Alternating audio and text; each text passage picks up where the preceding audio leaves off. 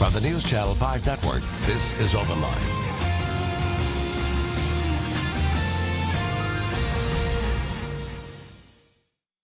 Hello everyone, welcome to OpenLine. I am Ben Hall. Interesting show tonight, talking about something everyone cares about, that is government waste.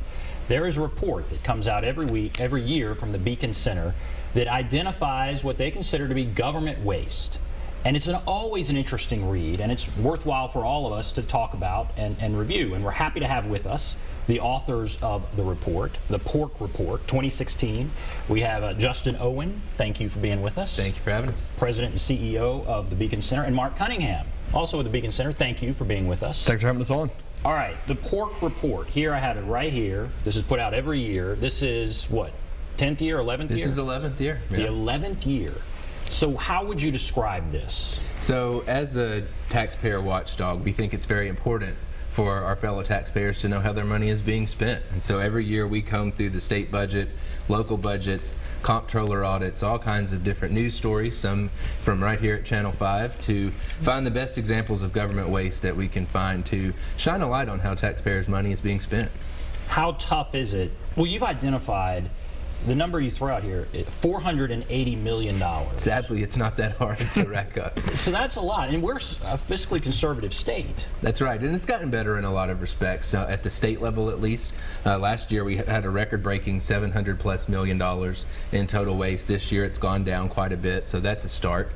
We still do see a lot of fraud and abuse at the local level, so that's very concerning. But overall, you know, it's important to make sure that taxpayers know how their money is being spent so they can do something about it.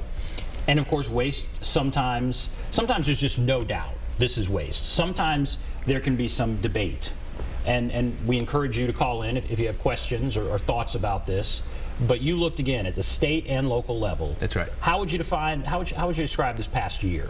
This past year was rough. We had a lot of spending on things that we believe are certainly waste, starting with our Pork of the Year. So we actually let voters decide what our Pork of the Year is, and they overwhelmingly chose the University of Tennessee's Diversity Office.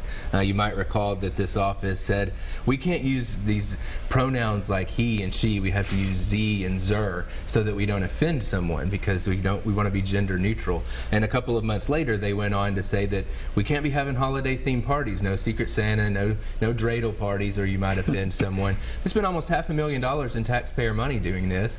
Fortunately, legislators wised up and stripped that money from them, but it still earned them the Pork of the Year award this year. And what sort of reaction did you get to that? I mean, that got a lot of reaction.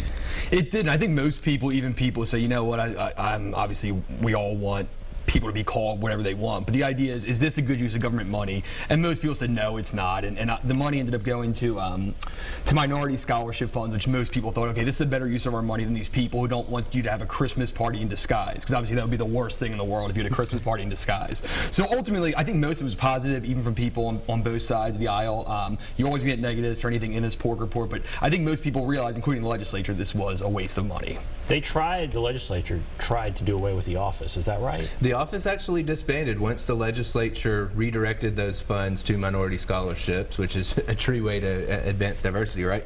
The office closed, and so that not only will it save that $436 million this year, but every year going forward, that's money that we can use on other things that isn't government waste. Had you heard of that before? I remember the news stories about this, the gender neutral, the Z and the Zer. It's confusing. That's for sure. Had you heard of that before?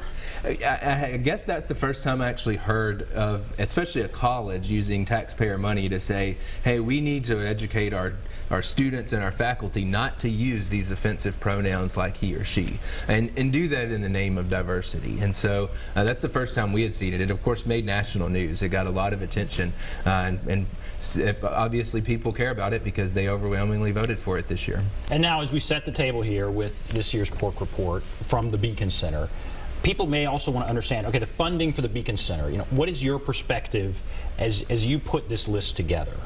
What is your mission, and where do you get your funding? Well, first of all, we don't take any taxpayer money. It'd be a little hypocritical, right, if we're calling out this type of spending. We believe that Private citizens can give money to causes they believe in, so we're a nonprofit organization. We've got donors from all across the state. We've got family foundations that support us, give us grants to do various projects. The pork report itself is just funded with our general operating funds by donors who want to see us expose that government waste. For about every dollar that's donated to Beacon, we unearth more than $100,000 in government waste. So it's really good bang for your buck, if you will. And are you up at the legislature a lot? Are you all lobbying on behalf of this cause or that cause, or where do you spend a lot of your time? Most of our work is educational, so things like the pork report, working to educate our fellow Tennesseans about policy issues and government waste issues at the state level. We do lobby a few bills every year, probably half a dozen on various issues, from tax reform or things that we expose in the pork report. We'll actually work with legislators to try to get rid of those things that we shouldn't be spending money on. And this is part of the big debate, and we're going to get through. We're just going to start going through these, which I think are fascinating. But part of the big debate that people have, and Mark, you can take this, both of you can, the role of government. Mm-hmm. What do you think the role of government should be? How involved should they be? How much money should be spent on public things? What is your thought on the role of government? Mark, I'll start with you. So, I mean, our idea of the role of government is it should be limited, okay? And that does mean different things to different people, but ultimately I think we need to decide, what is the role of government? Is the role of government to fund corporations? I think most people would agree, no, that is not the role of government. So I think a lot of what we do in this pork report is come together and say, okay, is public art the role of government? We would say no, and we would explain why in there. Now, some people might disagree with that, and we understand that. But I think the reason we do this report is so government's not overreaching, and that's the idea, is anyone with a brain can understand that it's not the role of government to give the show Nashville $57 million. I apologize to those without a brain. But ultimately, we have these general things. Obviously, the government's responsible for roads, they're responsible for schools, they're responsible for things like that, which we can all agree on. But I think once you look in this report, these are things that are, for most people, the government overstepping its boundaries and what its role is supposed to be. And the reality is, for every dollar that we spend on the TV show Nashville, or to build a new baseball stadium or something like that, is one less dollar we can spend on those core functions of government, like building new roads. We're talking about a gas tax here, probably coming up in the next year. Yet we've got all of these examples of spending monies on zoos and on museums and things that government really shouldn't be spending money on. If people want to go to those things, go to those attractions, then by all means they should be able to do that. But taxpayers across our state shouldn't be funding it, when over on the other side the government's telling us we need more money for roads, more money for education, more money for safety, and those things that we can all agree are a function of government. The Nashville one has gotten some attention. Before we talk a little more about that, tell us what that is. How much has been spent, and what are you talking about? This is a TV show. It's not on News Channel 5 Plus, so you may not have seen it. This is a TV show on a major network, and it's been getting some subsidies. Was on a major network. Yeah, it actually got canceled by that major network and was moved to CMT, which gets, I think, 600,000 viewers a year versus network, which gets significant viewers. Right now, we're paying, I think it was it's something like $30 per viewer for the TV show Nashville, now that it's moved over to CMT. And it's $11 million this year. So once ABC canceled the show, then the state and local governments ponied up even more money to move it to a much less watched CMT. That makes absolutely no sense at all. Yeah, and ultimately with that is $45 million for the first 4 seasons. It got canceled because nobody watches it, which is part of the problem. And then what happened was they said, okay, you know what, now that it's off of this ABC, which is again the third most watched network in the country, we're going to put it on CMT. So they're going to kind of sandwich it between a Larry the Cable Guy stand-up special and like reruns of Reba. So like that's what they're going to be doing with that now. And we gave them more money to do that. I mean, can you think about how ridiculous it is that we're going to be like, oh, we'll give you an extra $2 million to go on this network that nobody watches. So I think the idea is, even people say, okay, maybe we should do film incentives, which we don't believe in. They have to think this is a ridiculous use of our money, and if this show cannot sustain itself, it shouldn't be on the air. And even government studies are going to show you that these film incentives don't work. If you look at the average study, it would tell you that they only get about 30 cents on the dollar in return. So you can find a single person watching your show tonight that would say, I will give you $1 if you give me three dimes back.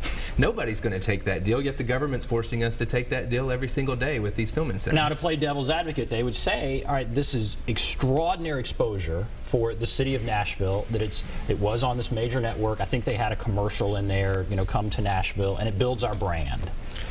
What do you say to that? Well, regardless of where it's filmed, it's going to be called Nashville, right? They're not going to change it to Nashville, GA if they go start filming it in Atlanta. So the reality is we're going to get that exposure. They also say that it creates all of these jobs, but the vast majority of the jobs are created bringing in someone from elsewhere because we don't have that infrastructure.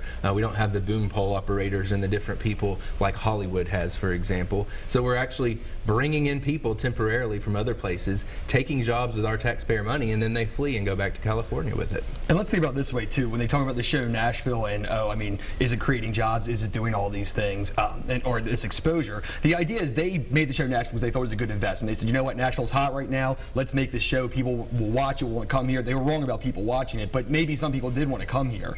But the idea is they would have done the show with or without taxpayer money. So basically what they do is they take our money, then they hold us hostage. 3 years ago, they threatened to go to Austin, Texas to film Nashville. We should have said, go ahead. People will still come to Nashville, and we won't have to spend money on you. So the idea is these people did this as a business investment. They thought this was going to be a good return on investment. The idea that we have to give them money to do that doesn't make any sense. And again, you're talking about return on investment. That 30 cents includes all the people who come here, all the tax dollars they spent. So the money that we're getting is still only 30 cents on the dollar. Maybe it's a little bit more for Nashville. Maybe it's 50 cents. But ultimately, it's still a bad investment. And that's why the state of California is cutting down on this, because it's not a good investment no matter who you're bringing in. Yeah, numerous states are actually cutting these film incentives because they know it's a raw deal for taxpayers. And I hope that Tennessee will follow suit pretty soon. It's very interesting. That's an interesting discussion. All right, we have to take a break. And then also you're getting into the incentives and the return on your investment. There's sports stadiums and that kind of thing that are in this report. We can talk about that. We'll take a break, though. If you want to call, here's the number, 615-737-PLUS, 615-737-PLUS. We'll take a break. Be back right after this.